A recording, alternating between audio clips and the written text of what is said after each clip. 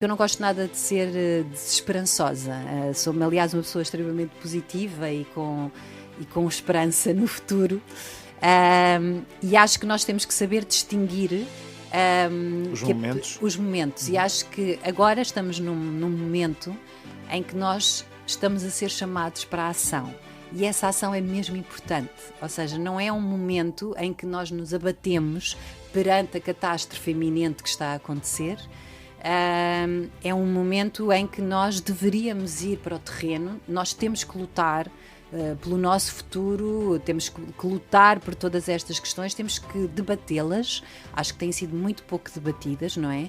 Temos que inventar um sistema pós-capitalista que de facto tem que surgir naturalmente e tem que surgir das cabeças que estão agora a pensar sobre isso. Não é só uma elite que tem que pensar sobre isso, temos que envolver as pessoas nesse pensamento.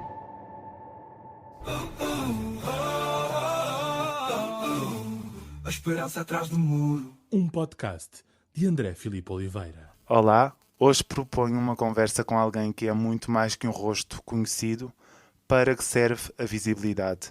Com um percurso repleto de muitas vidas, não fosse ela intérprete de personagens que marcaram a ficção em Portugal, o que pensa afinal sobre o atual estado das novelas e desta cultura no nosso país? Vou perguntar. A minha convidada tem dado voz a assuntos que nos tocam a todos, o que procura nessa luta. Alguém que também procura refletir sobre o mundo e os nossos dias. Que análise faz destes acontecimentos recentes em Portugal e no mundo? Bom, muitas questões para os próximos minutos com a atriz Joana Seixas. Bem-vinda. Muito obrigada, André. Esta introdução lança aqui alguns temas que eu acho que podemos começar por esta parte de ser um rosto reconhecido e perceber que para muitos isso poderia passar essencialmente pelo trabalho, mas a Joana, ou neste caso tu... Sim, podes-me tratar por tu, por favor. Fica combinado aqui também nesta gravação. Tens aproveitado esta visibilidade para não ser só o lado bonito que está associado por norma aos rostos que são reconhecidos do público. Sim, isso não me interessa nada, sinceramente. Claro que é importante uma pessoa sentir-se bem e tudo mais, pronto, isso são outros 500, mas em todo o processo do meu trabalho, toda a evolução que eu tive como atriz, sempre me interessou e sempre fui muito mais atraída pelo processo, pelo aquilo que eu posso aprender no processo, do que propriamente pela consequência desse processo, depois aquilo que é mostrado ao público. Porque a vida só se vive uma vez, não é? Nós só experimentamos, só temos esta experiência assim táctil que nós achamos que realmente está a acontecer, pelo menos daquilo que é o meu conhecimento é só uma vez, e por isso eu gosto de aproveitar bem e acho que o trabalho de atriz para mim é um grande privilégio poder desenvolver esse trabalho. Acho que é um trabalho onde eu tenho a possibilidade de pensar sobre o mundo, de experimentar muitas coisas, de ver várias visões, de empatizar com muitas pessoas que serão muito diferentes daquilo que é o meu pensamento e daquilo que foi o meu crescimento e a minha maneira e a minha forma de estar no mundo. E, portanto, para mim é claramente uma área que eu me sinto diariamente atraída para ela. Cada personagem que me cai nas mãos é uma oportunidade que eu tenho de voltar à estaca zero. Eu nunca gosto de partir do princípio que já tenho muita experiência ou que tenho muito conhecimento. Claro que sim, o conhecimento está cá e ele vai-se acumulando, essa bagagem, mas eu gosto sempre de partir de um ponto de partida quase como se fosse uma esponjinha, não é? Que vai começar a absorver tudo aquilo, porque é um personagem, vem no papel, depois há toda uma equipa, há uma equipa de pessoas à nossa volta, seja ela no teatro, seja ela na televisão ou no cinema, e essa equipa é que me vai ajudar a construir e a chegar à voz dessa personagem, ao corpo dessa personagem, à respiração dessa personagem, à ansiedade dessa personagem, à vibração dela no corpo, e isso é o que me atrai nesta profissão, que sempre foi cativante. Ou seja, eu desde muito, muito, muito novinha que brincava aos teatros em casa, que na realidade nós estamos a brincar à vida, não é? Na realidade estamos só a experimentar outras possibilidades que estão ao nosso alcance. Com o desenvolver do trabalho, nós vamos percebendo que nós somos muito mais responsáveis pelas escolhas que fazemos do que propriamente são acidentes no nosso percurso, não é? Apesar de eu ter ido parar ao teatro, não totalmente por um caminho linear, óbvio. Ele foi-me acontecendo, mas eu fui sabendo, digamos, inclinar-me para o sítio certo. Fui fazendo esse jogo.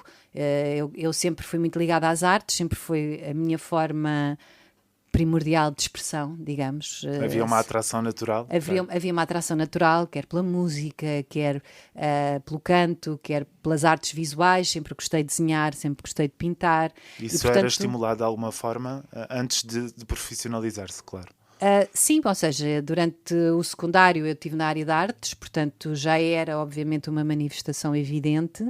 Em minha casa sempre foi uma casa onde se vivenciou muita arte, em vários sentidos, especialmente música, mas também outras formas de arte, e os meus pais também fizeram teatro, e portanto havia, digamos, um ambiente onde culturalmente eu tinha um acesso privilegiado. Nunca fui privilegiada, atenção, tinha um acesso privilegiado à cultura, porque os meus pais fizeram sempre um esforço. Fui uma privilegiada na realidade, mas nunca vivia abastadamente, digamos. Mas, portanto, houve sempre essa preocupação de me abrir caminhos, de me abrir portas, de me mostrar que o mundo é muito mais do que as quatro paredes da nossa casa e a família que lá vive. Portanto, há todo um mundo para descobrir lá fora. Mas essa era uma preocupação de quem já vinha de trás e de alguma forma cuidava de aqui é o nosso centro, mas há mais para lá. Exatamente, sim. Para já, porque os meus pais, não é, foram... digamos, testemunhas de um processo revolucionário e foram mesmo ativos nesse processo revolucionário, fizeram parte desse processo, que lutaram contra o fascismo, portanto estiveram nessa vivência tão forte e tão importante que foi para o nosso país o 25 de Abril, e portanto o poder abrir portas e mostrar que o mundo e o pensamento está muito para além do que aquilo que era o nosso pequenino Portugal. E ele pode ser mostrado de várias formas, não temos que necessariamente eu só viajei muito mais tarde, até com os meus pais, mas há muita coisa que se pode mostrar, há muitos livros, muitas exposições, muitos concertos, muita forma de abrir a cabeça durante o nosso crescimento, que são importantes de mostrar às crianças, porque as crianças têm uma forma também de absorver o mundo que é muito mais intuitiva do que racional. E essa forma intuitiva fica em nós, não é? Portanto, é como sonhar, não é? Com exatamente. Qualquer coisa. E uma vez, há uma frase, por acaso é engraçado dizeres isso, porque há a Maria João Pires, que é uma pianista absolutamente incrível e uma mulher também absolutamente magnífica. Ela dizia uma vez ouvi uma frase dela que me ficou, que ela dizia: o sonho é real.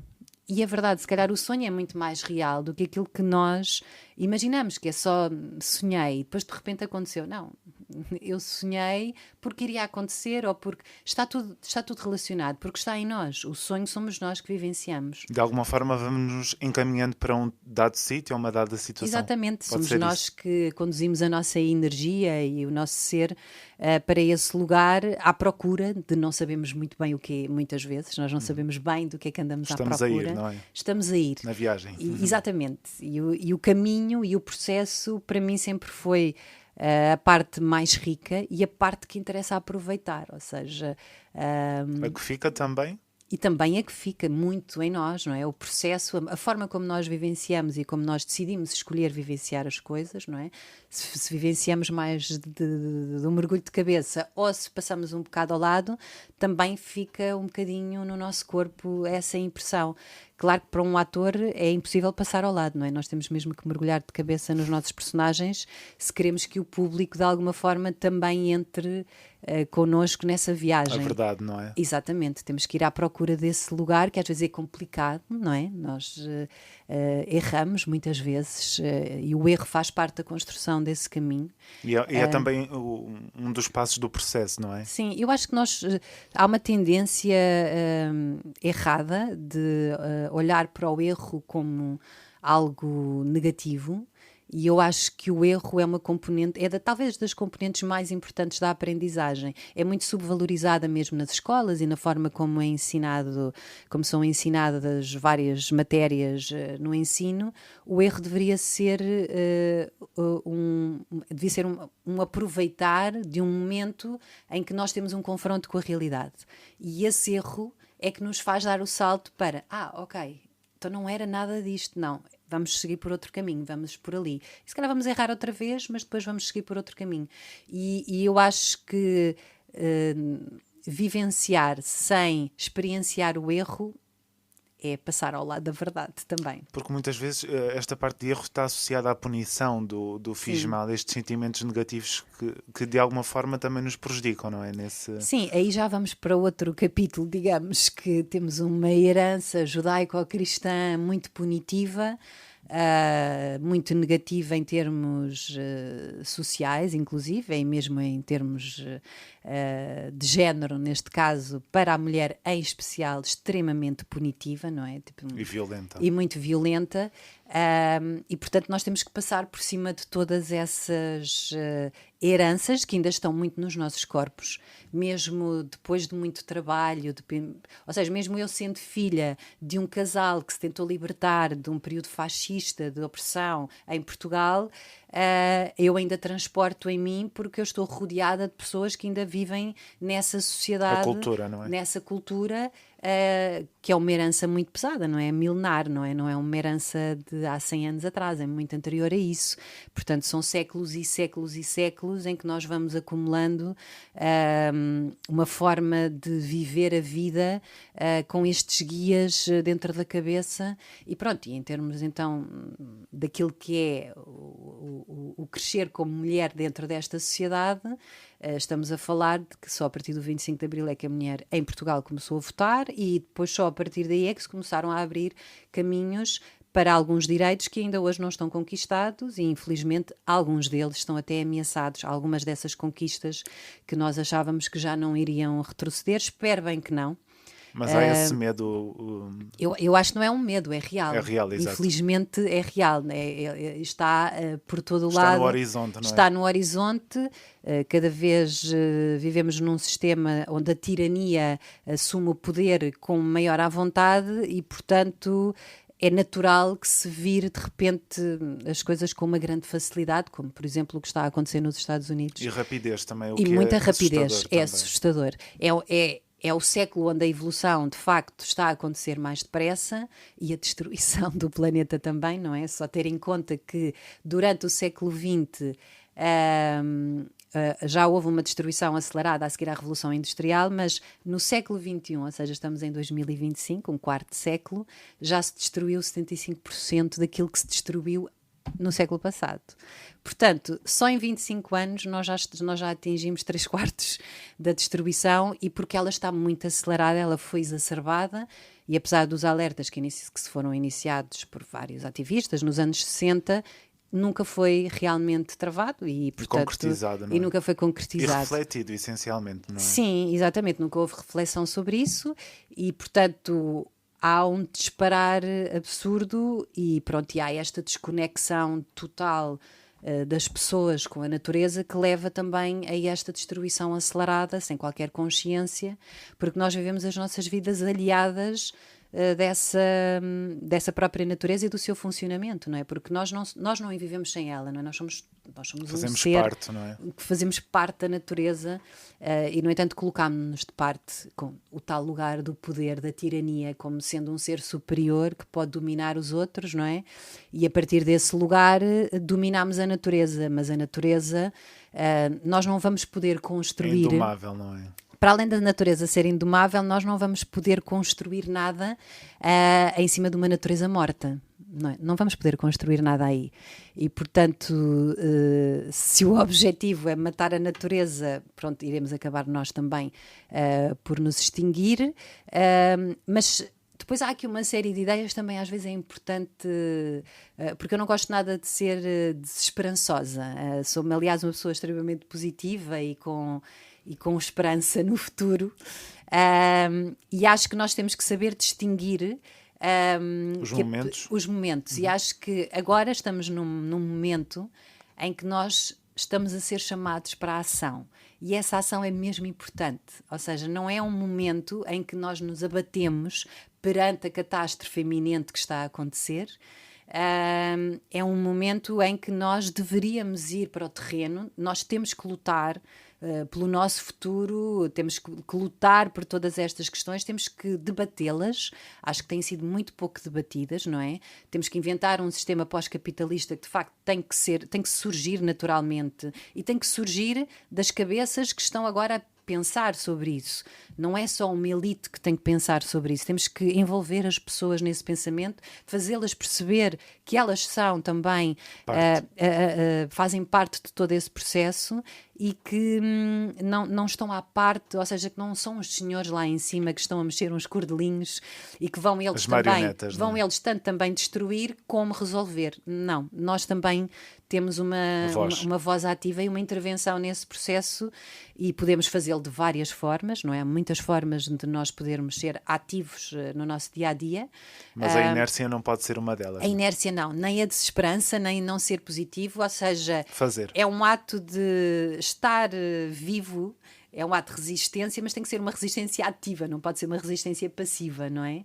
E, portanto, eu acho que em relação ao futuro, nós temos que pensar de uma forma muito proativa. Não podemos nunca pensar como estou esmagada por toda esta parvoíce que se está a passar, nem me apetece. Há muitos dias que eu acordo assim. Claro que pronto, sim. E agora, como é que eu lido? E também faz parte, não é? Também faz parte, mas depois temos que dar a volta, temos que ir buscar a energia e temos que pensar, não, caramba, temos que dar Somos a volta a muitos isto. mais, não é? Exatamente, pronto. Somos tão mais. E pronto, eu acho que o caminho é um bocadinho, é um bocado esse o processo que eu acho que temos que fazer.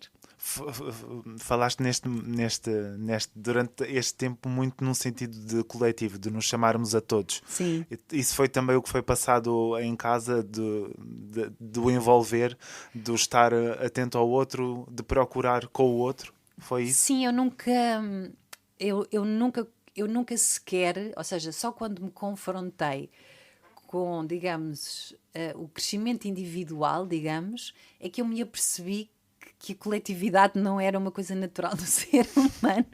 Foi talvez uma ingenuidade do meu crescimento, porque eu era muito crente, digamos, nessa luta coletiva, não é? Pronto, existe aquela frase típica, não é? Jamais alguém vai entender quem aspira a uma luta individual jamais vai compreender uma luta coletiva, não é? Portanto, o fazer, para mim, está tudo interligado. O facto de eu te dizer que nós fazemos parte da natureza, nós fazemos parte de um coletivo. Esse coletivo não são só seres humanos. É toda uma fauna, uma flora, uma biodiversidade. Os seres humanos têm que viver em coletivo. Nós não vivemos uns sem os outros. E essa consciência chega quando? No teu caso, desde cedo, não é? Sim, chegou cedo. Ou mais cedo? Eu acho que foi... também pelo meu crescimento muito ligado à política, chega quando eu me confronto com ideias políticas com as quais eu não estava a acreditar que iriam ser postas em prática, digamos, numa altura pós-25 de Abril, em que tínhamos vindo, lá está, de um autoritarismo, de uma liderança individual, do não pensar no todo, dos fascismos e, portanto, de toda essa forma de olhar para o mundo como eu quero, posso e mando e vocês submetem-se à minha vontade. E, portanto, para mim não fazia sentido. O coletivo tinha que, de facto, soltar-se. Mas veio logo desde o meu confronto com a política, digamos, nessa altura. E de que forma é que te foste envolvendo na política, se bem que a política está em tudo, não é? Sim. É difícil de fazer esta divisão. Eu nunca estive diretamente envolvida na política, estive e não estive, ou seja, nunca estive muito ativa. Estive em várias causas, sei lá, estive na campanha do aborto, eu estive em causas, muito em causas. Sempre me chateou muito as questões partidárias, as questõezinhas partidárias. Porque não resolvem a vida das pessoas, não é? Sim, o defender o partido e tudo, pronto, sempre foi uma coisa que me enervou bastante.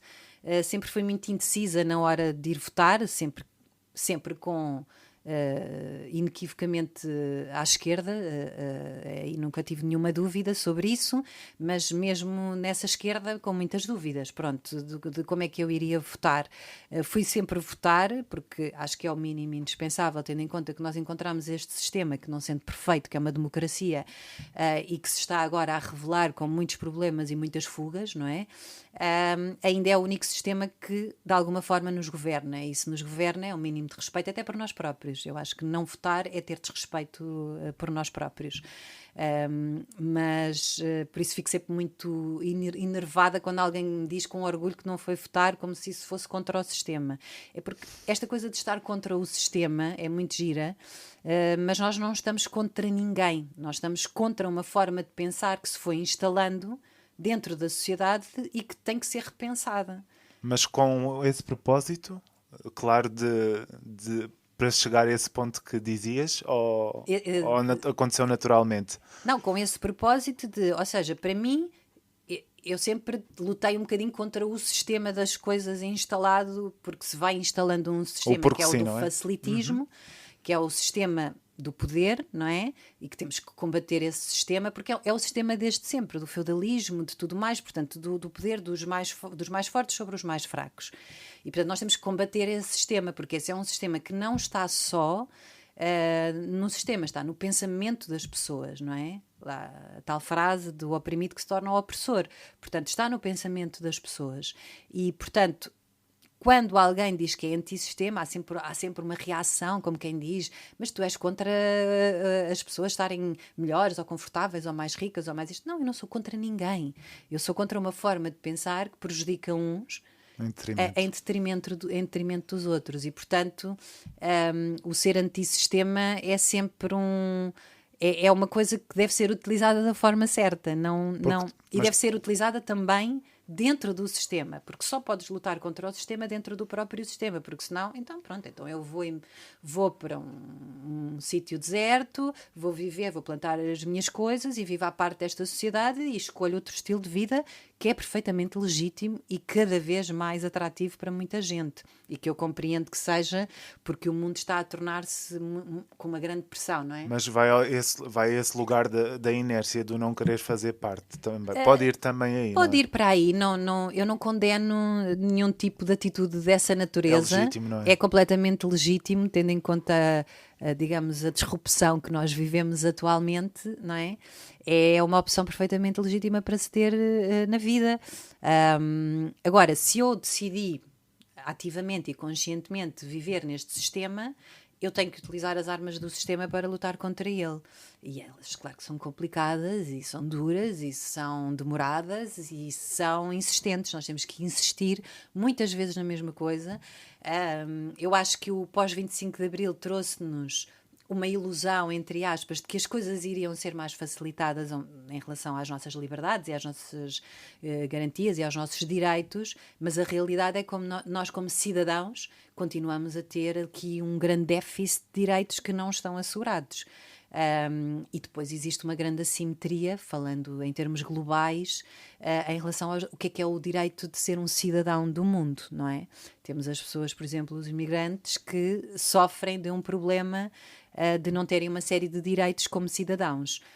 E coisas básicas, não é? E coisas básicas, essenciais, e pronto. E todos os sistemas, por muito que nós nos esforcemos em encontrar várias desculpas, que a sociedade vai sempre encontrando, vão sempre dar à mesma luta, que é a luta de classes. Não há, que é o sistema do poder do mais forte sobre o mais fraco. Não há outra luta que não a luta de classes. Qualquer sistema que tu vás analisar vai parar à luta de classes.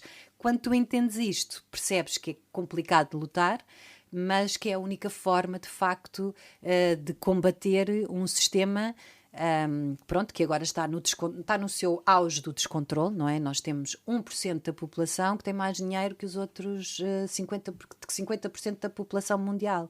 Portanto, quando há este desequilíbrio que foi gerado por um sistema muito desequilibrado, que levou ao descalabro total, não é? Portanto, o capitalismo teve várias fases, não é? Quando nós falamos de um pós-capitalismo ou de ser anticapitalista, não é uma questão de ser anticapitalista ou não ser, é analisar o capitalismo. Ele já teve muitas fases. Teve fases que parecia que ia tomar um rumo que me parecia mais equilibrado, apesar de nunca simpatizar especialmente com o sistema capitalista, mas já se percebeu que o problema está efetivamente no próprio sistema capitalismo, porque ele é que leva a essa disrupção. E, portanto, eu acho que temos que pensar num sistema pós-capitalista, que eu não sei se irá chegar no meu tempo de vida ou no tempo de vida dos seres humanos não se extinguirem a si próprios, mas temos que acreditar que sim, porque é a única forma de estarmos aqui ativos e a lutar por nós e pelos outros e por acreditar, quer dizer, eu não consigo imaginar que amanhã vou acordar e sou uma derrotada, não é? Do sistema. Não consigo imaginar-me dessa forma, não é uma maneira que eu me imagino a acordar. Eu acordo sempre com esperança de que as coisas vão melhorar. Eu acordo, mesmo em épocas como esta, que estamos a vivenciar uma época complexa, muito e que nos complexa, dói, não é? Exatamente, que todos os dias nos custa e nos magoa ver notícias e ver pessoas a fazerem coisas absurdas, já a passar para lá do que é minimamente razoável. Nós temos que continuar a procurar essa esperança diária e pensar que não vai ser essa desesperança ou esse esmagamento que nos vai desmotivar de fazer aquilo que está no nosso intuito de fazer. Aliás, porque esse é um dos intuitos, por exemplo, voltando ao capitalismo, um dos intuitos do capitalismo é que as pessoas se sintam esmagadas, que é para ficarem paradas, para serem só peões no meio do sistema, para serem só pessoas consumidores que estão aqui, compram, vendem, trabalham, compram, vendem, pronto, e não vivem a vida. E, portanto, eu acho que há que acordar as consciências para este processo, para este rodopio, quando a pessoa percebe que é realmente um peão no meio de um sistema, começa a procurar outras formas de lutar contra ele e de agir no seu dia-a-dia para que as coisas mudem. E desenvolvendo essa parte mais crítica, que não está em todos. Sim. E naqueles que está, tendem a ser atacados por esse motivo. Sim, não é? nós estamos numa época que não se dá tempo para as pessoas explanarem o seu pensamento, para se perceber o que é que está no meio. Somos vistos por 3 frases, não é? Pronto. E isso é muito complexo, porque o pensamento é um fio que vai desenvolvendo e que se vai ajustando à realidade e que precisa de encontrar respostas a tudo o que está a acontecer e que tem que ser ajustado quase ao segundo. Ou seja, aquilo que eu digo hoje, amanhã, pode já não fazer tanto sentido em relação ao dia da manhã para mim.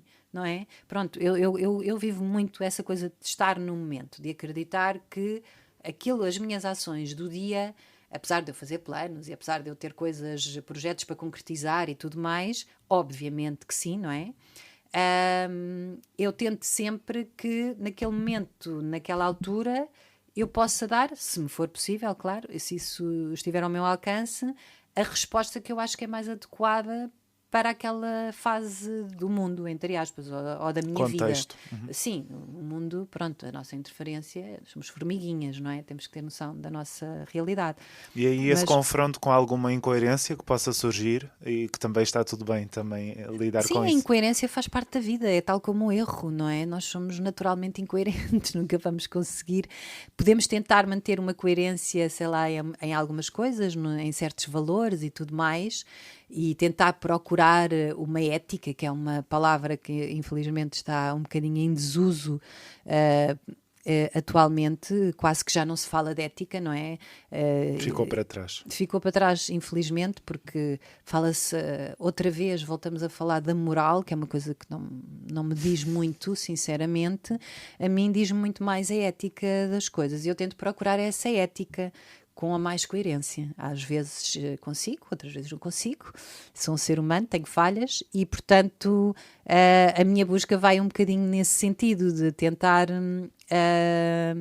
pensar e aplicar o meu conhecimento, a forma como eu vou estando no mundo e como eu vou tentando estar com as pessoas à minha volta, é nesse sentido de pensar sobre o que se está a fazer, como se está a fazer, porquê que se está a fazer, questionar. Uhum. Pronto, eu acho que foi das coisas que eu ensinei aos meus filhos o mais cedo que pude, que é nunca deixem de perguntar porquê. Ainda por acaso, ainda agora, ontem, o meu filho mais novo está a aprender inglês e eu dizia why? Temos que fazer sempre essa pergunta. Porquê?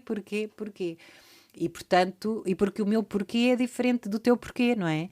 E, portanto, quando nós procuramos ativamente o porquê das coisas, não é? Por isso é que a idade dos porquês é uma idade tão engraçada de se observar. Mas que para alguns esgota-se, não é? Para alguns gota-se, infelizmente, como se em adultos já se tivesse, só sabemos tudo. As certezas absolutas. Sim, eu cada vez tenho consciência que sei muito pouco para aquilo que eu gostaria de saber, não é? Ou seja, eu sei que tenho mais conhecimento em mim do que tinha quando tinha 13, 14, 15, 18 anos, mas cada vez tenho mais consciência de que tanto que eu quero saber e que não vou conseguir neste tempo de vida conhecer. Mas isso dá-me uma sede insaciável de procurar mais conhecimento, de conhecer pessoas novas, de trocar pensamentos, de perceber novas ideias, de como é que nós podemos pôr as coisas a funcionar de outra forma. Eu gosto muito de conhecer pessoas novas e sou sempre muito... ultimamente quase que ativei esse modo de eu quero conhecer pessoas novas, quero ouvir o pensamento delas, quero cruzar-me com essas ideias frescas, novas. Gosto muito de ouvir pessoas jovens também. Que têm sido desvalorizadas, não é? Sim, que são sempre muito desvalorizadas. Vocês sabem lá o que é a vida. É essa forma de olhar para os mais jovens com condescendência, uma forma que sempre me enervou bastante. E é bom que enerve os jovens, que eles devem se enervar, que é para se revoltarem, com pujança, exatamente.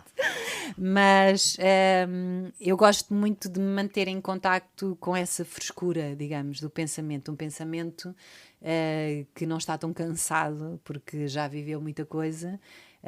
Não que o meu pensamento esteja cansado, eu até estou numa fase, não sei, mental muito ativa e que gosto muito de ler, de pensar, de comunicar, de transmitir novas ideias, de repensar nas coisas, de estar a analisar as coisas de uma forma com outra profundidade, com outros olhos, e depois é interessante como às vezes estas coisas dão uma volta de quase 360 graus, quando nós começamos a pensar assim: eu há uns anos estava neste lugar, mas dei esta volta toda para lá chegar.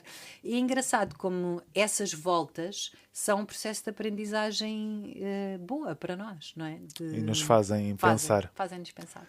Curiosamente, falaste no facto de ter juventude à volta. Sim. E neste caso há alguma. Que temas ou inquietações lhes estão a viver, sim. Então, e que partilham de alguma forma. Sim, neste momento estamos a viver uma enorme crise de habitação que está a afetar muito os jovens e que eu acho que é uma temática que de facto tem que ser atacada de uma forma com cabeça, tronco e membros. Não estamos numa boa fase também. A mim custa-me muito que as coisas não sejam olhadas com um banho de realidade, não é? Nós temos uma em cada 4 casas vazias em Lisboa. E 700 mil no total no exatamente, nosso país. E continuamos a pensar que é em construir novas casas que se vai resolver o problema. E portanto não é aí que está o problema. Há demasiadas casas vazias pelo país, há vários problemas, há muita especulação e há esta especulação de achar que agora o ramo imobiliário é um mega negócio e portanto é um problema de facto que neste momento afeta pessoas da minha família, não é? Os meus filhos, e portanto essa é uma área importante e outras áreas. Todas as áreas neste momento, digamos, de política, da forma como... Nós vivemos uma época em que as pessoas ouvem sempre falar desta palavra que é o crescimento, o crescimento, o crescimento, o crescimento. O crescimento é que está a levar a esta ruptura completa, porque nós não podemos continuar a crescer. Porque crescimento, se formos analisar do ponto de vista económico, do produto interno bruto, não é? Da perspectiva da economia, que é uma área que não tenho muito interesse, confesso, nem nunca fui muito amante dessa área. Mas há atenção, não é? Mas há uma atenção que tem que ser dada. O que interessa aos países é aumentar o produto interno bruto. Ora, isso implica explorar mais os recursos naturais, não é? Queimar mais tudo e produzir mais para quê e para quem? Produzir mais porquê? Se já há cá tanta coisa, não é? Para que é que eu vou crescer e mais? Portanto, eu acho que nós vamos ter que ganhar todos a consciência que nós precisamos de entrar numa fase de crescimento. Claramente, é isso que nós precisamos. Já há muito tempo que, se eu falar menos é mais, sem dúvida nenhuma, sempre fui apologista. Aliás, uma pessoa quando começa a ter menos liberta-se, não é? Tipo, uau, minha vida está mais leve. Posso fazer está mais o leve, mesmo. não tenho uma carga, um peso, seja o carro, seja a casa, são tantas coisas que nós estamos, entre aspas, como estava a dizer há bocado, somos o tal peão que anda aqui no meio de todo este jogo.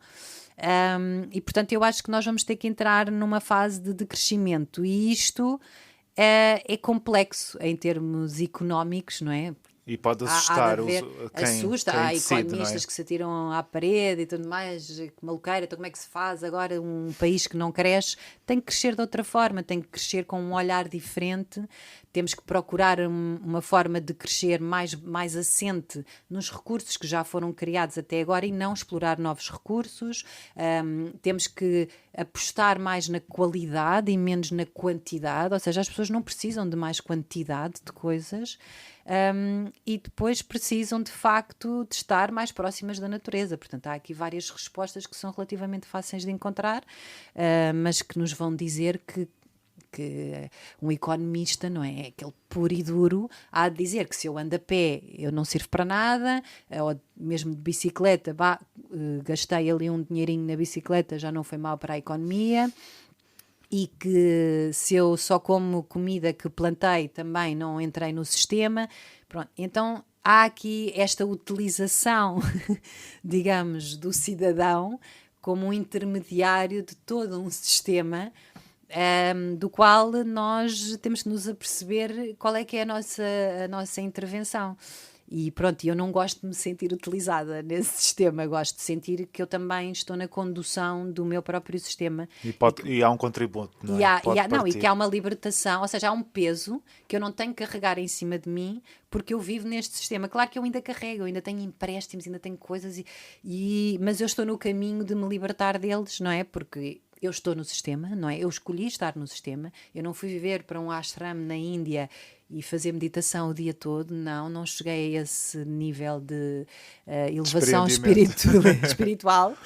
E, portanto, estando neste sistema e também achando que é importante o contributo de pessoas que estejam a pensar dentro do sistema, porque infelizmente ele ainda é dominante, pelo menos no Ocidente e mesmo no Oriente também, nós temos que de facto mudar aqui a perspectiva das coisas. E esse olhar é sempre importante e que nos traga esse despertar para... Sim, exatamente. Para que consigamos estar todos unidos para perceber. Sim, sempre. Temos de estar todos em conjunto, senão... Esse futuro. De alguma forma, isto tudo que tens falado afeta diretamente ou impacta aquilo que é o teu trabalho? Sim. Que fazes parte de uma indústria também. Faço parte de uma indústria, claro. Muito... No fundo é uma máquina, não é? É uma máquina, sim. E quando nós nos apercebemos que fazemos parte dessa máquina, também há ali as pequenas desilusões das dores de crescimento. Se nós pensarmos bem, até mesmo no que é o historial da minha profissão, eu não gosto muito de chamar profissão, porque eu acho que ser ator é claro que é uma profissão, porque é uma profissão que exige... um trabalho, uma dedicação, um horário, uma prática diária, e tem muito trabalho. As pessoas acham que não, que é só uma brincadeira. Pronto, há muita gente que tem essa falsa ideia, então venham lá experimentar um dia. Não fazer qualquer projeto de televisão para perceber a violência que é exercida. E pronto, mas esse histórico todo do que é que foi, digamos, o ser ator, não é? Que começa a ser valorizado só com o cinema. É no cinema, porque o teatro já existe há muito tempo. Para já o teatro, antes do século XX, era só representado por homens que faziam de mulheres, não é? Portanto, nem sequer as mulheres tinham acesso ao teatro, nem aos palcos. Também demorou algum tempo a que tivéssemos acesso a isso, e as poucas mulheres que tinham acesso a esses palcos eram vistas como prostitutas, como mulheres de má fama da vida, pronto, como outsiders da sociedade, e portanto há todo esse histórico. É o glamour do cinema, digamos, entre aspas, que é utilizado como uma máquina de propaganda, não é? Na realidade, quando nós percebemos isto, é que há as desilusões, mas o cinema tem coisas maravilhosas, atenção, não é só uma máquina de propaganda, é também, Visualmente obviamente, proporcionou não é só muitas. visualmente, mesmo em termos de desenvolvimento do pensamento, não é?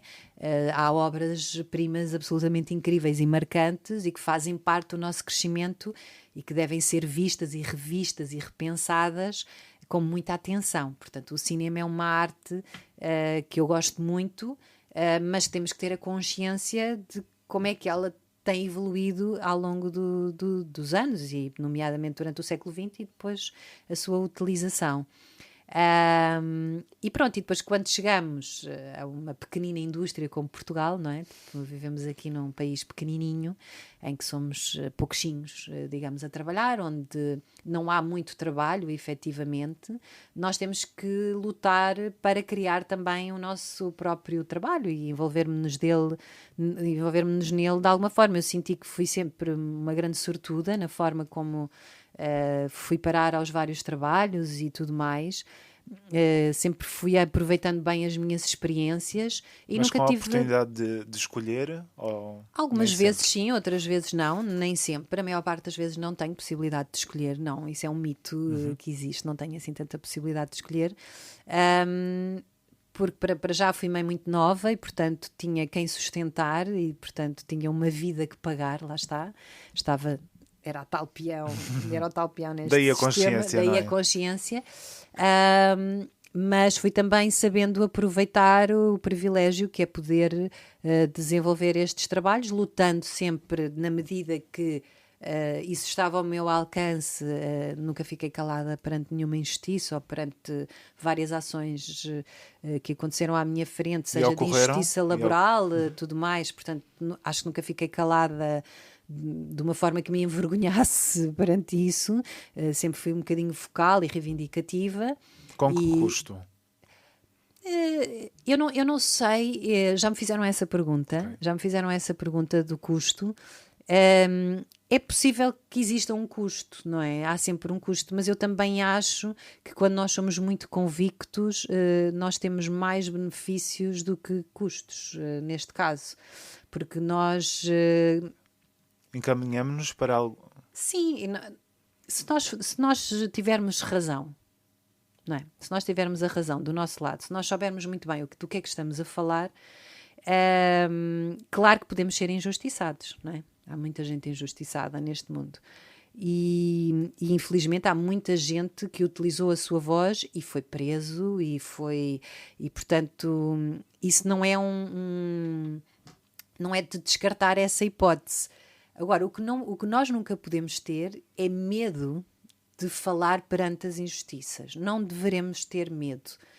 E o clima que vivemos atualmente é um clima que nos quer conduzir para esse medo. Amedrontar, não é? Sim, porque a partir do momento em que começamos a banalizar certo tipo de coisas, não é? De repente aquilo que nos parecia impensável há 6 meses atrás, de repente agora é muito mais grave, não é? Por exemplo, o que se está a passar na Palestina, não é? Depois da proposta do Trump, de repente parece que vivemos, não é? Já desde o 7 de outubro, parece que vivemos uma realidade paralela, não é? O que se está ali a passar é absurdo. E de repente ainda vir um louco lunático com todas estas propostas é ultrapassar a realidade, não é? E é banalizar tudo o que já estava a ser feito desde 1948 ou até antes disso.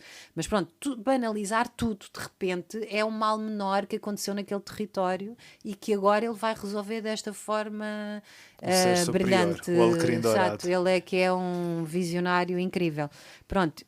E isto aplica-se a muitas outras áreas. E como há este louco, este lunático, que é também utilizado, é um peão também, a ser utilizado pelas grandes empresas, pelos grandes grupos económicos, não tenhamos dúvidas disso. Ele é, digamos, o clown perfeito para todas essas empresas, que ainda por cima desvia a atenção para ele e desvia a atenção Dos temas que importam. dos temas mais profundos que deveriam estar a ser discutidos na atualidade. Perdemos muito tempo com estas parvoíces e perdemos muito tempo também de destruição do planeta, que vai continuando a acontecer a uma velocidade de destruição humana.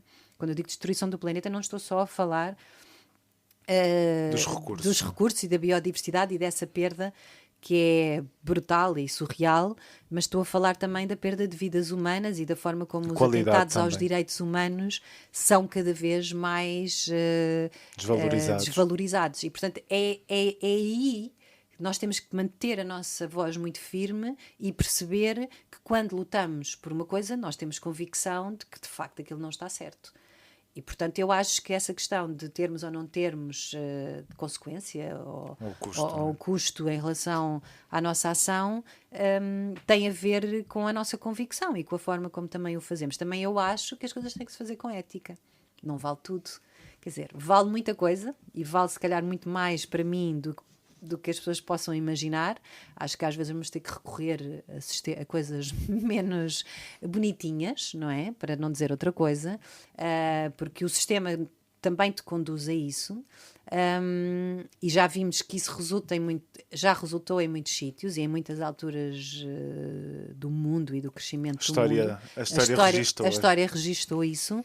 A luta nem sempre é uma luta de cravo espetado dentro da espingarda, que foi uma belíssima revolução, mas que, por exemplo, não soube prender e, digamos, e encerrar de vez as vozes fascistas, ou seja, não houve de facto um tratamento e eles ficaram meios à solta, na surdina, com vergonha, mas ficaram, e agora então andam aí outra vez à solta, e já com respaldo, não é? Portanto, com apoio.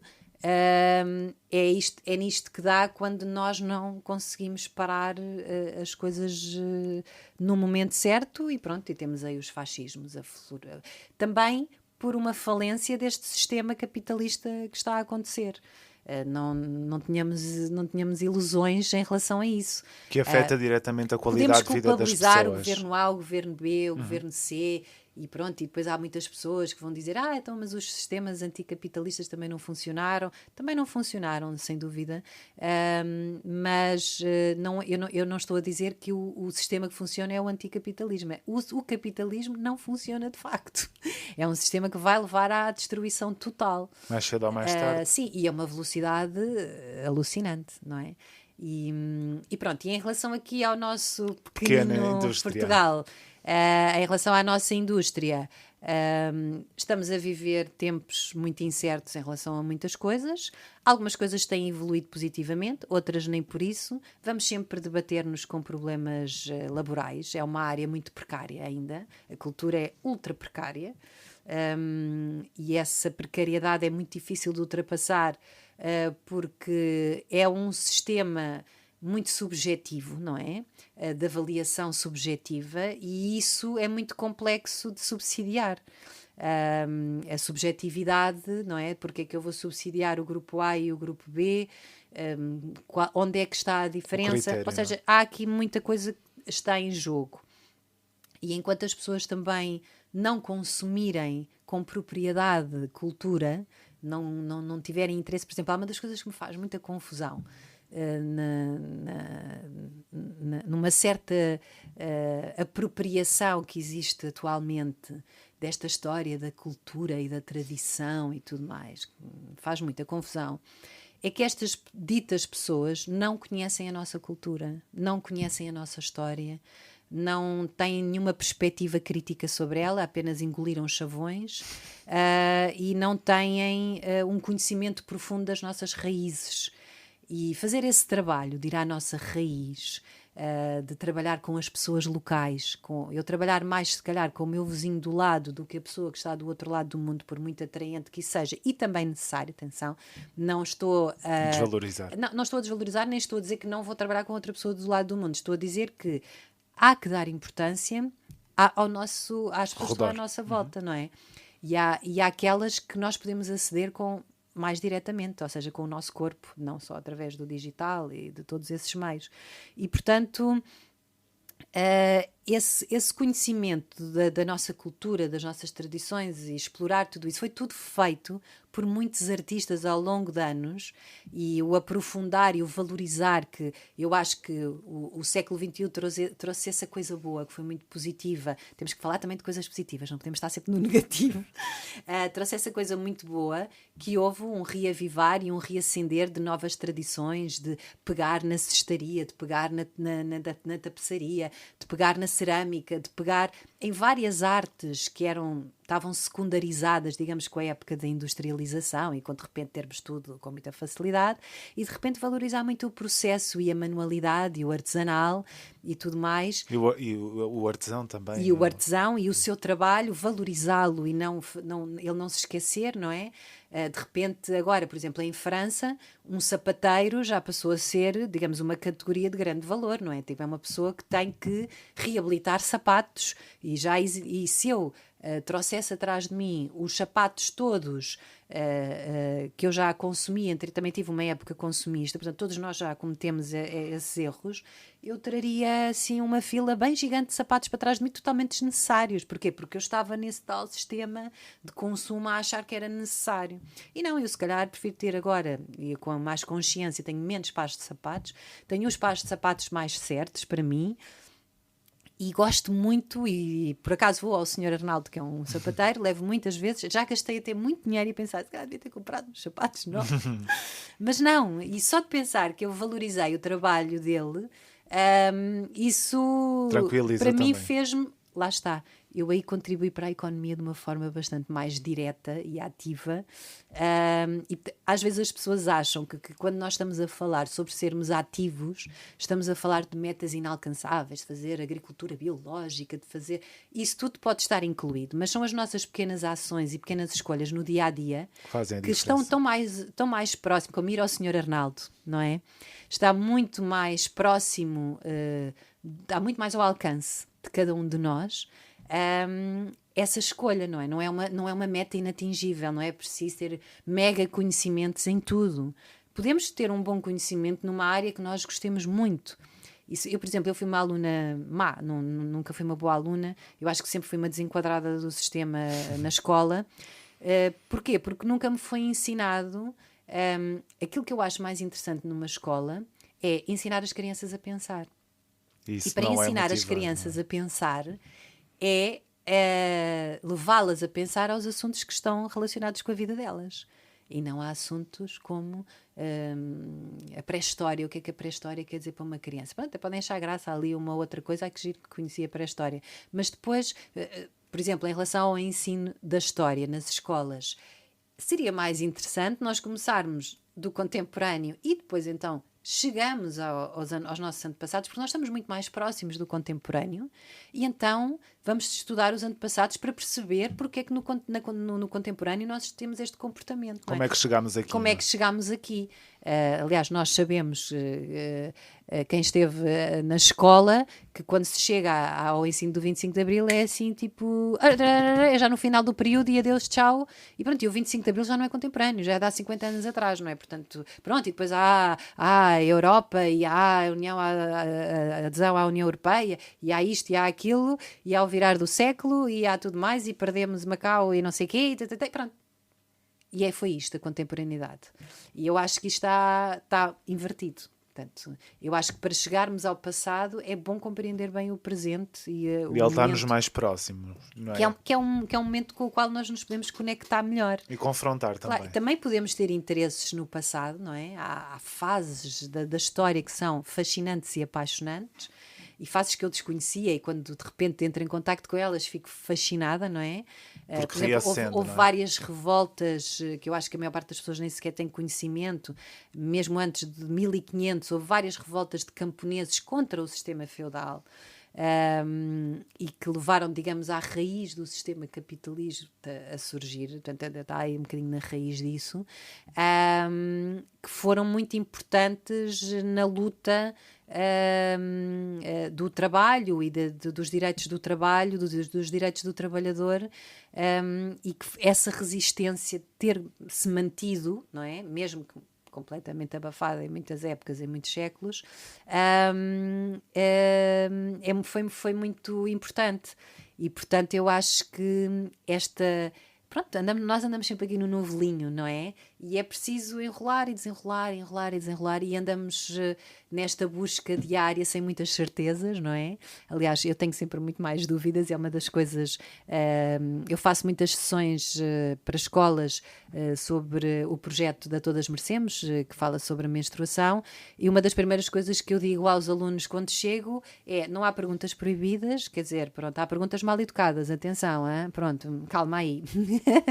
Não há perguntas proibidas, todas as dúvidas são boas para trazer as questões. Aliás, às vezes as dúvidas que parecem meias parvas são as que levam de facto à reflexão com aquele grupo, naquele momento, que era necessária para aquelas pessoas. Porque podem tirar estigmas ou ideias preconcebidas. Exatamente, a e porque para aquele grupo era urgente era falar sobre aquilo e não sobre as ideias preconcebidas que eu trazia dentro do meu menu, não é? do meu menuzinho e no meu PowerPoint que eu estou a apresentar, que eu levo, mas que muitas vezes baralho todo e depois vou para o fim, depois vou para o princípio, depois já não estou a segui-lo e depois estou só a falar porque eles querem falar sobre esse assunto.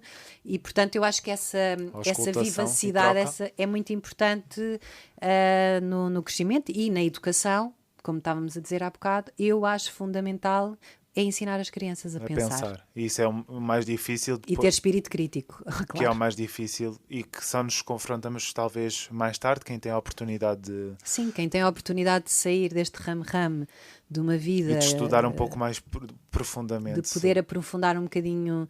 Pronto, claro que eu, por exemplo, nesta minha área, não é? No teatro, na televisão, no cinema, é uma área de privilégio. Estou sempre a lidar com guiões, com personagens, com histórias, com pessoas. Ler. E, portanto, tenho que ler muito. Há sempre qualquer coisa que a personagem faz, há qualquer coisa que ela refere que eu não sei e que eu vou conhecer. E, portanto, eu tenho essa curiosidade sempre ativa e vou sempre investigar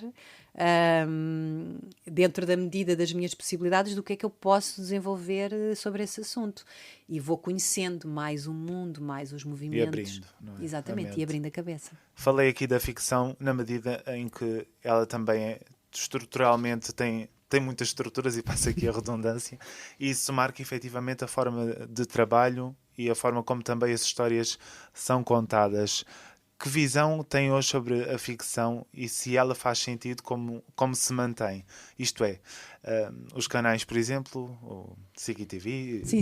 explicitamente apostam continuamente nas tradicionais novelas. Sim. Faz sentido este tipo de narrativas nos tempos em que estamos? Eu acho que as novelas estão a desaparecer, não é? Já vemos agora um declínio, elas já tivemos uma altura em que eram 3, 4 novelas de seguida, que era ótimo, foi ótimo, um período ótimo para os atores de trabalho. Tínhamos muito trabalho. Claro. Agora temos muito menos trabalho em novelas. É um produto que de facto eu acho que está em declínio, sinceramente. Porquê? Porque não se está a repensar? Porque se esgotou, porque é um modelo... lá está, é baseado num modelo económico de reprodução, de aproveitar um decor durante 300 episódios. Estamos a falar só de um modelo económico, não estamos a falar de um modelo reflexivo sobre contar uma história de personagens, não é? É um modelo que as pessoas vão vendo a vida ali a acontecer e depois vai voltando e tal, pronto. Eu fiz muitas novelas e portanto sempre foi uma luta, não é? Um ator está sempre um bocado em luta em todos os trabalhos, mas em novela eu estava muito em luta, sempre em todas as novelas, e irei estar e irei fazer mais novelas. Não é eu sou muito crítica do trabalho, mas também sou muito agradecida por ter trabalho, portanto nunca me coloco no papel de desprezar. O crítico mantém. O espírito crítico tem que o manter sempre. E quem me conhece e já trabalhou comigo sabe que é verdade que eu critico sempre aquilo que para mim não está a funcionar, não é? Não critico tudo, eu critico o que acho que não está a funcionar ou que acho que não faz sentido, não é? E pronto. E, portanto, mas esta estrutura está em declínio. Eu acho que está em declínio, acho que se está a apostar, e essa para mim é uma aposta que faz mais sentido em projetos mais pequenos, com menos episódios, com mais séries. Mais linhas de pensamento em que as personagens... Às vezes tenho pena porque em Portugal não há dinheiro, não é? Se nós virmos os produtos e alguns deles com bastante qualidade que vão saindo, de séries acabam por se esgotar. Não há segundas nem terceiras temporadas. Às vezes, com sorte, há uma segunda temporada. A terceira temporada já é quase um milagre, porque não há verbas, porque nós somos um mercado muito pequeno. E às vezes as pessoas até se apaixonam pelas personagens e gostavam que elas continuassem e que essas histórias fossem... E seria bom que houvesse mais investimento nessa área, porque depois está-se sempre a começar projetos novos. Às vezes vejo muita coisa a fazer-se. É bom que haja uma espécie de laboratório de experimentação. Temos que experimentar fazer coisas que vão correr bem, outras que não vão correr tão bem. Esse mercado, entre aspas, ativo, é bom que aconteça e que se mantenha ativo. E que é preciso para alimentar também a indústria e redescobrir, não é? Melhorá-la de alguma forma. Sim, agora é importante e que isto evolua. Nós agora vivemos numa época em que as pessoas passaram a consumir mais séries, não é? Seja através do streaming, portanto, mas das determinadas plataformas. séries, porque a Sim. RTP, por exemplo, faz séries há muitos anos e não tem esse consumo. Pois, não tem. Não é? Eu acho que as pessoas não têm consciência. Por exemplo, a RTP é uma plataforma brilhante, extremamente bem feita. É um privilégio nós termos uma RTP Play com tanto acesso a tantos produtos de qualidade. Já vi muitas séries, por exemplo, eu consegui ver e mostrar ao meu filho mais novo coisas que já deram no passado e que eu acho que foram feitas com alguma qualidade e que contam, por exemplo, uma série que, não sendo perfeita, mas tem muitas coisas interessantes para quem quer ficar a conhecer a história de Portugal, como o Conta-me Como Foi, não é? Foi uma série que ele viu comigo e que nós fomos falando sobre Portugal, sobre a história de Portugal, e eu acho que estas coisas são muito importantes de acontecerem, mesmo que não seja uma série perfeita, porque nenhuma série há de ser perfeita. Todas elas são... Mas não se esgota nela, não é? Não se esgota nela, e portanto, eu acho que essa é uma série, por exemplo, que foi continuando a ser... Porquê? Porque é uma história que acompanha a atualidade, não é? Portanto, nós podemos sempre ir pegar nos últimos 10 anos e retratá-los em série, com as vivências dos jovens, depois dos mais velhos, quais é que são os problemas, que crise é que a sociedade está a atravessar nesse momento, qual é a crise de valores, qual é a crise de identidade, todas essas questões que surgem nesse tipo de séries, não só nessa no Conta, mas noutras séries também em que isso é abordado. E, portanto, eu acho que a ficção tem um bocado esse papel de ir fazendo essa ponte, não é? Da vida real para a vida ficcional. E tem feito? Eu acho que tem feito com muitos solavancos, algumas coisas acontecem, outras não.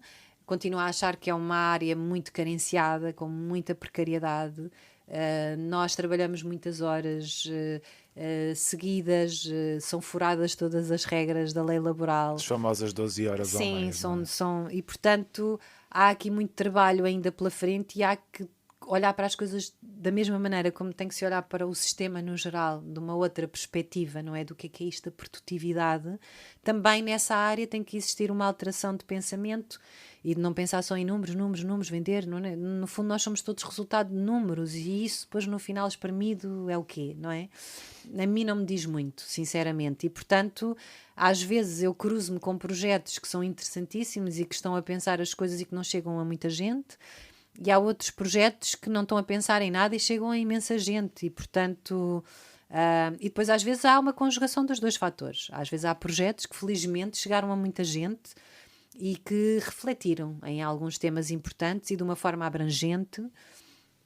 Eu acho que nós temos que fazer uma cultura mais alargada, mas para isso também tem que haver financiamento, não é?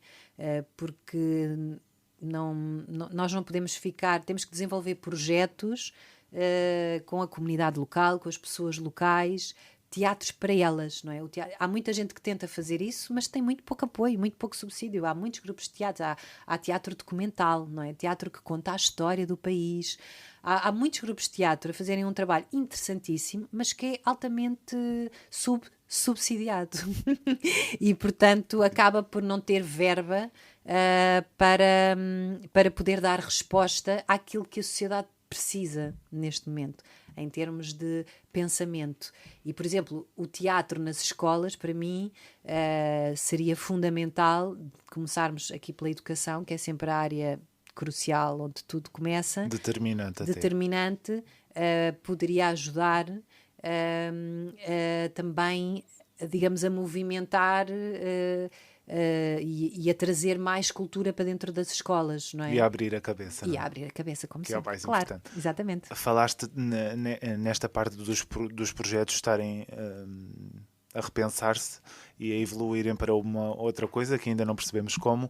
O Brasil, por exemplo, estreou agora uma novela numa plataforma de streaming, não sei se conheces, A Beleza Fatal, Sim. que está a ser Não muito conheço, falada, não conheço. e estão a lançar os episódios, são 40, lançam a cada semana 5, e está a ser um sucesso a ponto de fazer a própria Globo, principal emissora, Repensar nesse o modelo. formato, que vai apostar na sua própria plataforma de streaming. Sim. Aqui em Portugal, vamos poder ver-te no Ninguém Como Tu, que segue mais ou menos esta linha em termos de episódios. Sim, vai ser, quer dizer, vai ser lançada também no streaming, não é? Na Amazon Prime, e Sim. depois vai estrear, vão sendo lançados os episódios. Na televisão. Sim, depois em breve também na RTP, vou iniciar agora outra série, e portanto espero continuar a fazer parte do processo, não só. Para mim é importante continuar a trabalhar como atriz, porque ainda é um caminho que eu ainda estou a fazer. Ainda há Mas eu espaço. não vejo isso como, nem nunca vi como, estou a construir uma carreira. Sempre me vi um bocadinho fora desse lado de, claro, eu estou a construir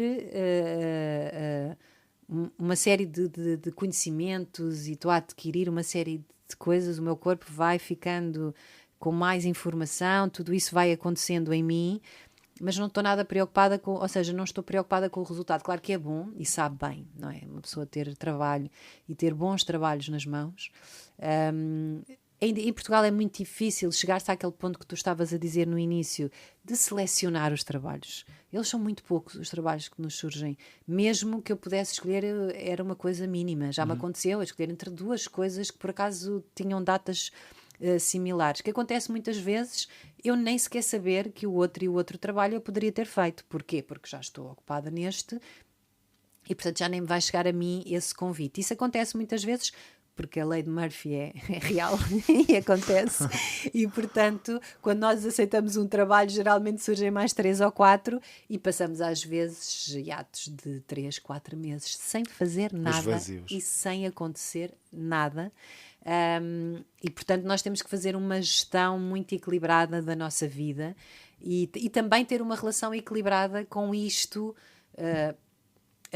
A expectativa, não é? sim, com a expectativa e também com isto da nossa cara estar em casa das pessoas, ou seja, é uma gestão que às vezes eu tenho sentimentos contraditórios, não é? Às vezes gosto, outras vezes não gosto, nunca gosto muito de me ver, sou muito crítica, acontece com muitos atores, acho que é normal, natural assim acontecer, mas se eu vivi feliz no processo desse trabalho, eu fico mais tranquila nessa entrega ao espectador. Sei que entreguei em conjunto com uma equipa que estávamos todos a arrumar para contar aquela história da maneira que era mais verdadeira para aquele grupo. E também é isso que às vezes é preciso saber fazer. Não é só estar ali para cumprir o seu papel, é cumprir um desígnio coletivo, não é? Voltamos lá nós ao coletivo. Eu sempre. sem o outro a dar uma réplica não sou ninguém e portanto para mim é muito importante experienciar essa energia da outra Da pessoa, troca, não é? porque isso é que vai fazer crescer a minha personagem sem a resposta do outro não existe. E portanto esta época das celebridades e das pessoas famosas e tudo mais é uma época pela qual eu não tenho nenhuma atração. Gosto de manter a minha vida simples, normal e com esse espaço para desenvolver com o esse pensamento espaço para pensar e criticar. e poder voltar sempre ao teatro, porque no teatro o processo é de facto o caminho que é mais valorizado e é o caminho que depois leva ali à apresentação final e é no processo que tudo acontece no teatro, sendo que depois as apresentações, cada uma delas não é nenhuma repetição, é uma vivência desse processo, não é? Por isso é que depois há espetáculos tão ricos, porque o processo não só foi muito rico, como depois a vivência desse processo em cada espetáculo é ainda mais rica. Embora se repita determinadas coisas, Sim, é a repetível repetição, o a energia. cotidiano é um conjunto de repetições e, no entanto, nós não achamos que fazemos todos os dias as mesmas coisas, mas, no entanto, fazemos todos os dias uma série, deitamos-nos todos os dias, levantamos-nos todos os dias, tomamos banho todos os dias, vestimos-nos todos. Há uma série de rotinas que fazem parte da nossa vida, mecânicas, que nós temos mecanizadas, e o teatro tem isso, ou seja, parece muito natural, não é? Para o espectador que vai ver quando estamos a ver teatro bem feito, não é? Parece que ele está a ver uma coisa que está a acontecer naturalmente, mas foi porque foi incorporada essa tal mecanicidade, digamos, esse lado mecânico tempo, foi trabalhado, houve esse tempo do processo. E por isso é que às vezes há processos em televisão que são mais complexos de se tornarem mais naturais. Nós vamos tendo ferramentas, obviamente, e trabalhando de outra forma, e há um olhar, não é? Sempre que fica ali, mas a mim o que me interessa mais são as pessoas e o processo. Mas eu falava há pouco aqui desta parte da história da ficção, nomeadamente este projeto de Economia, Ninguém Como Tu, porque Sim. ele foi uma novela no passado, Ele foi, e agora é um novo formato. É um novo formato. E pegando nesta transposição que a Globo fez, que o Brasil está a fazer nesta sim. reinvenção do formato novela, o caminho foi o mesmo? Foi como? Não faço ideia, porque eu vou-te dizer que entrei nesse projeto assim numa cambalhota. Para nós era uma série, não é?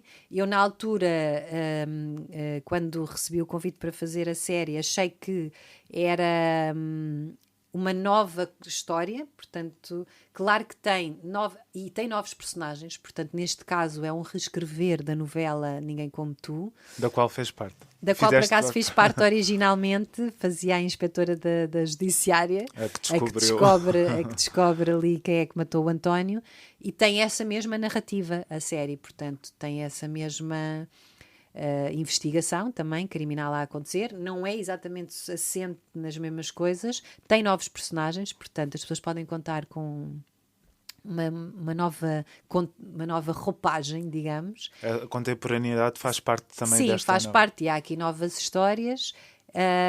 E é uma série que eu posso dizer que é muito intensa. Cada episódio é muito, muito denso. Não sei se é a tal acoplação da novela. Ou seja, acontece muita coisa em cada episódio. Não são episódios lineares. São episódios densos no sentido de que acontece mesmo muita coisa. Para nós, até em termos de trabalho, era complexo de seguir a narrativa da história, de pensar, bem, espera lá, mas isto é do primeiro ou do segundo episódio, já estou perdida. Pronto, e então para mim foi um enorme desafio, porque a minha personagem estava todos os dias, portanto é tudo à volta... Era a protagonista, a Luísa Albuquerque. Exatamente, a famosa Luísa Albuquerque, e era, portanto, uma grande pressão diária sobre esta personagem, e porque ela é uma mulher muito complexa e que mostra muitas facetas. Nesse aspecto é um desafio enorme para uma atriz interpretar e vestir aquela personagem, porque não ainda óbvio, ela é tudo menos linear. E não ainda óbvio, não é? Que seria... Sim, não ainda óbvio. Para mim, o meu desafio enorme, porque ela é uma maquiavélica, uma diabólica, é humanizar esta personagem.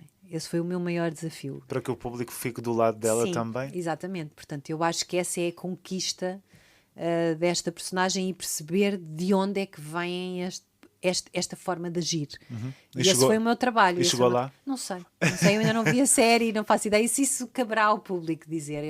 Isso foi o que eu tentei fazer. Se eu cheguei ou não cheguei, já não sei.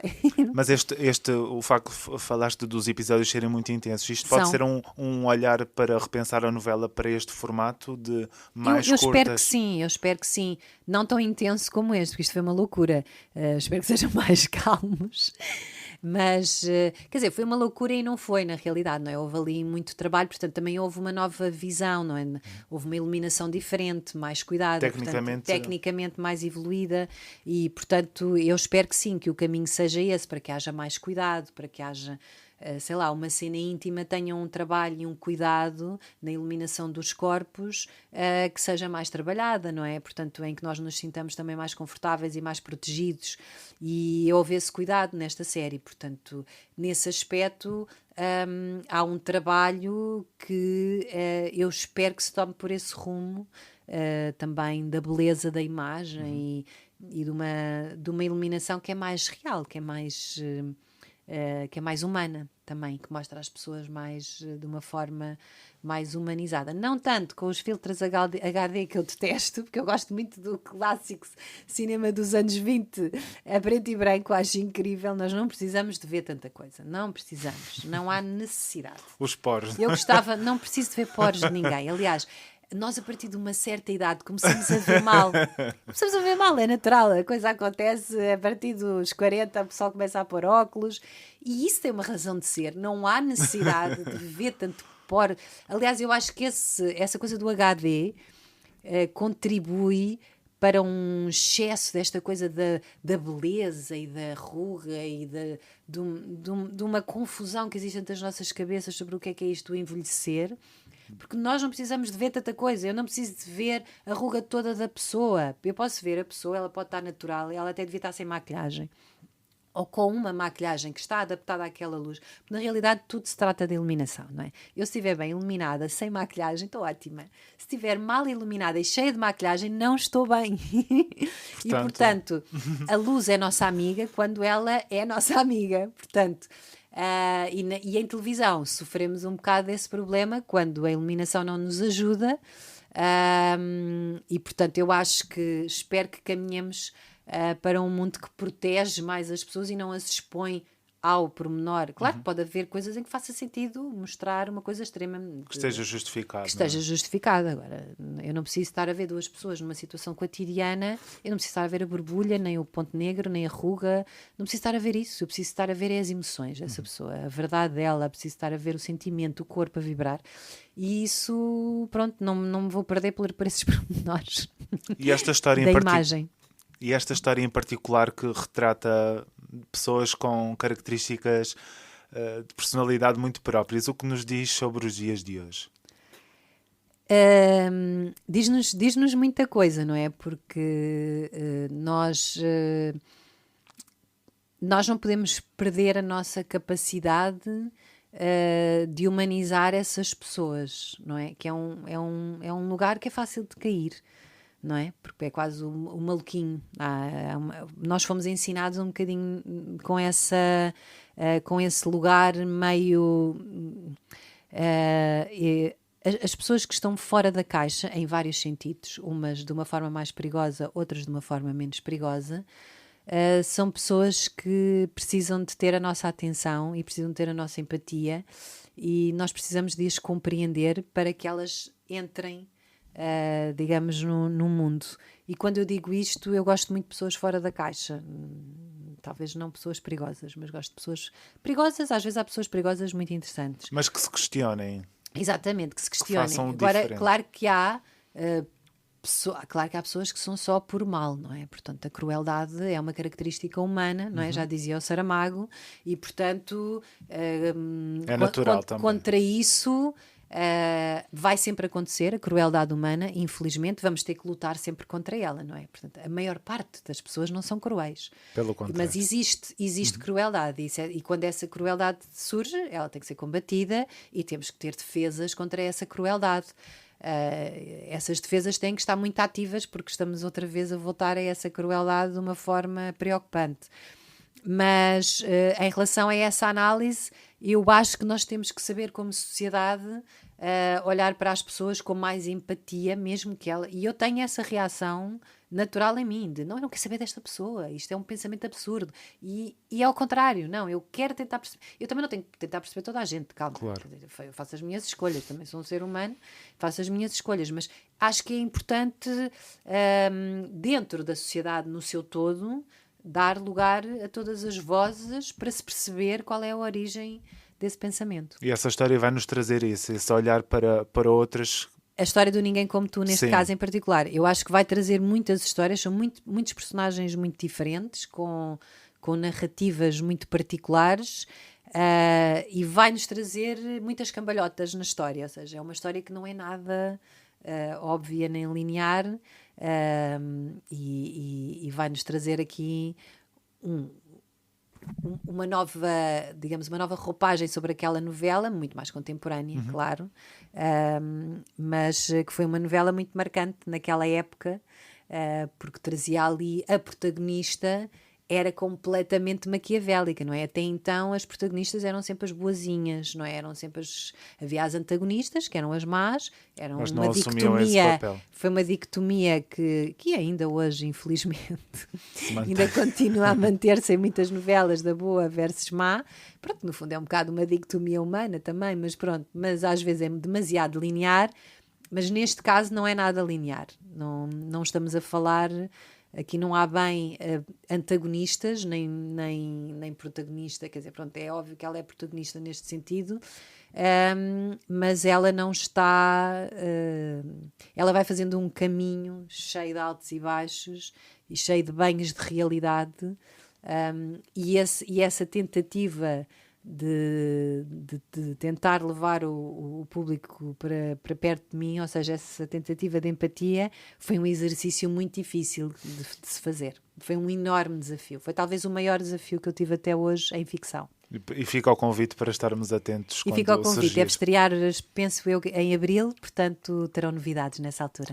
Quando estrear, faremos essa análise com certeza. Olhando para esta perspectiva de atriz, o que é que lhe interessa fazer a curto prazo e a médio? A curto prazo, interessa-me muito debruçar sobre as questões de género e da mulher, que sempre foram questões que sempre me interessaram, ou seja, sempre gostei desse tipo de papéis, de trabalho. Já fiz muitos papéis, mesmo personagens que se debruçavam sobre essas questões, mas penso que estamos numa fase em que temos que aprofundar a raiz dessas questões. E, portanto, estou também a desenvolver outro trabalho, ainda só na fase de investigação e criação, ligado ao género feminino, em particular. E interessa-me... E é feminista, não é? E sou, claro, feminista, mas pronto, devíamos ser todos. Há que distinguir, as pessoas acham sempre... o feminismo vai ser sempre necessário, para já porque nós somos seres humanos biologicamente diferentes. Mesmo que se atinja uma teórica igualdade, o feminismo vai continuar a ser necessário, não nos mesmos termos, nas mesmas lutas e nas mesmas necessidades, mas porque nós somos seres biologicamente diferentes e com necessidades e ciclos diferentes na vida. E, portanto, ter isso esclarecido dentro da cabeça é muito importante. E isto não se trata de lá está, de uns contra os outros. As pessoas acham que ser feminista é estar contra os homens e, portanto, a partir daqui está tudo errado, o pensamento, e temos que desconstruir esse pensamento da cabeça das pessoas e entender qual é a raiz do feminismo. E porque ainda vivemos na tal sociedade judaico-cristã Bastante com desigual. uma herança muito pesada sobre as mulheres e que não está desconstruída, ainda não está nos nossos corpos, não está desconstruída. E esse é o trabalho que interessa fazer agora. É um trabalho que é urgente. é um trabalho que interessa fazer e que interessa convidar também as pessoas a fazer em conjunto connosco. Interessa-me muito também, em paralelo com esse trabalho, trabalhar localmente, ou seja, trabalhar próximo das pessoas, trabalhar para uma comunidade direta. Através da arte também. Sim, um bocado em antítese a este globalismo que nós vivemos atualmente. Eu gosto de pensar nessa proximidade como um crescimento enorme pessoal e como um acrescentar à minha comunidade de uma forma mais direta, e não tanto através da espetacularidade de fazer grandes coisas ou de chegar a grandes lugares. Interessa-me mais essa proximidade e não estar sempre nesta tal falácia do crescimento, não é? Que o que me interessa é os números ou chegar a muita gente. A mim interessa-me chegar às pessoas de uma forma eficaz. O que é que procura no outro? O que é que eu procuro? Procuro abertura, procuro abertura e escuta, não é? Portanto, eu gosto de escutar e gosto também de ser ouvida, não é? Portanto, há aqui uma reciprocidade que gosto de manter, mas eu gosto muito das cabeças que não pensam como a minha e do mistério, e isso fascina-me imenso. Adoro conhecer pessoas que pensam de uma maneira surpreendente, nova, e portanto fascina-me sempre o outro nessa perspectiva de encontrar um pensamento, de descobrir esse pensamento na pessoa, porque às vezes nós não temos disponibilidade para ir atrás dessa busca, não é? Porque parece muito complicada, mas a mente humana é uma mente perversa, misteriosa e que é muito fascinante, e portanto eu gosto de estar desperta para essa curiosidade de conhecer os meandros das outras pessoas e de conhecer,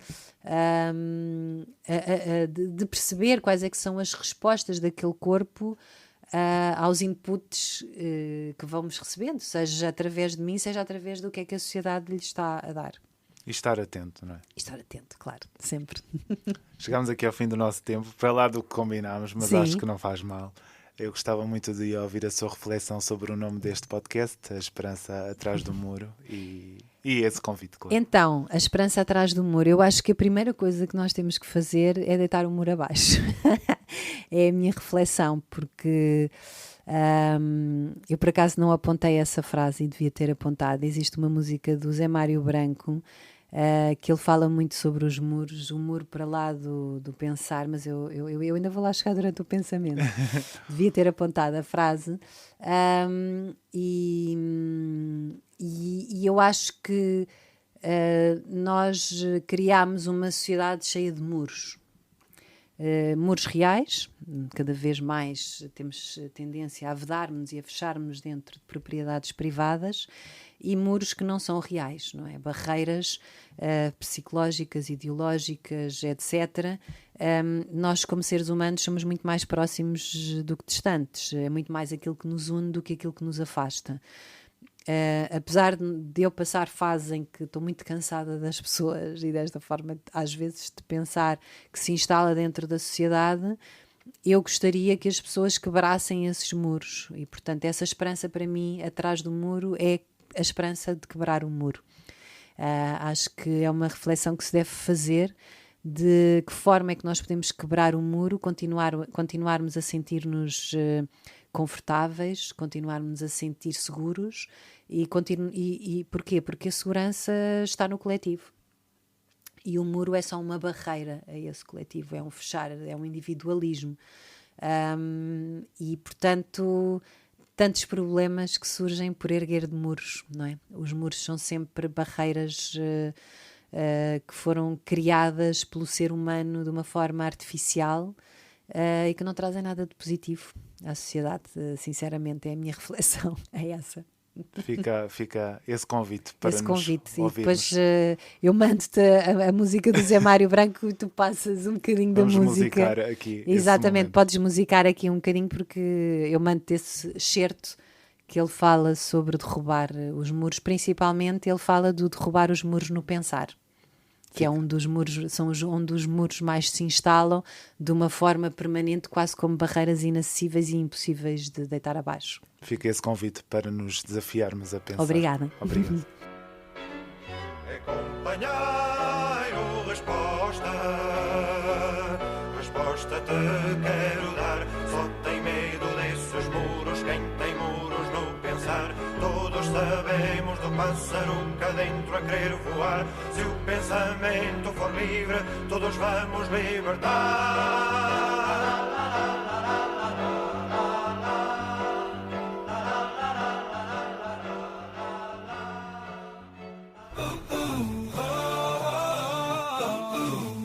A esperança atrás do muro. Um podcast de André Filipe Oliveira.